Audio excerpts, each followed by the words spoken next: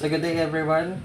So welcome again sa Lock PH. So for today ating ipapakita kung paano i-set up ang F04.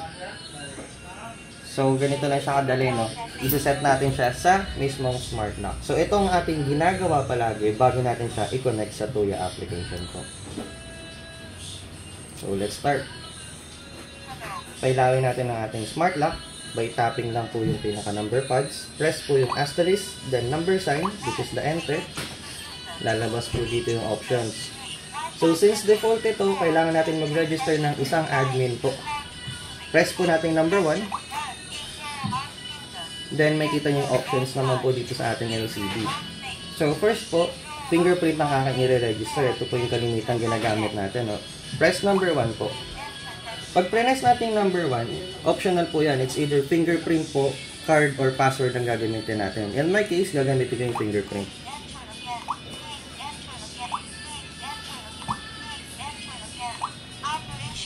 Then, meron na po tayong admin. So, yun po yung admin ko, yung aking fingerprint. Isang admin po yun. So, ulitin natin, no? Pailawin natin smart lock.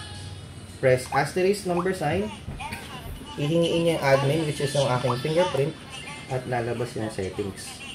So, normal users pa yung add natin. Same process po. Press lang natin yung number 1. Then, hashtag po or yung ating pound sign. Then, for example, gagamitin ko is yung card. I-press ko lang po yung number 1. Then, card. Ulitin natin, no? Ulitin natin from the beginning. Asterisk number sign, yung administrator na aking in-register. Press number 1. Press pound key. Then press number 1 po.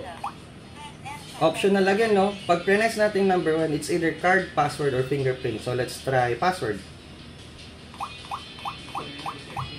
Then number sign. Number sign. So, it's all good na po.